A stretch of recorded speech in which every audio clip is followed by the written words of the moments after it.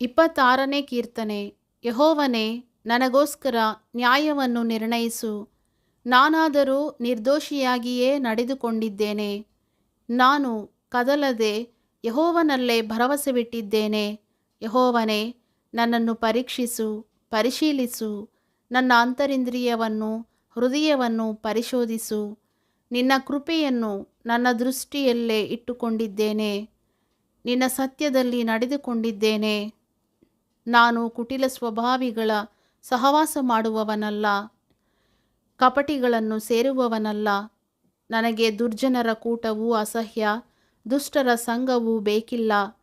ಯೆಹೋವನೇ, ನಾನು ನಿಷ್ಕಳಂಕನೆಂದು ಕೈಗಳನ್ನು ತೊಳೆದುಕೊಂಡವನಾಗಿ ನಿನ್ನ ಅದ್ಭುತ ಕೃತ್ಯ ವರ್ಣನೆಯ ಪದಗಳನ್ನು ಹಾಡುತ್ತಾ ನಿನ್ನ ಯಜ್ಞವೇದಿಯನ್ನು ಪ್ರದಕ್ಷಿಣೆ ಮಾಡುವೆನು.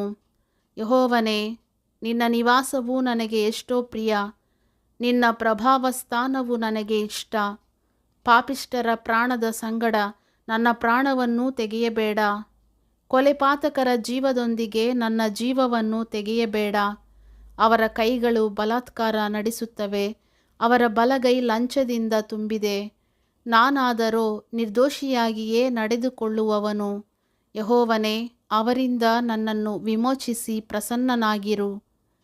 ನನ್ನ ಪಾದವು ಸಮಭೂಮಿಯಲ್ಲಿ ನಿಂತಿದೆ.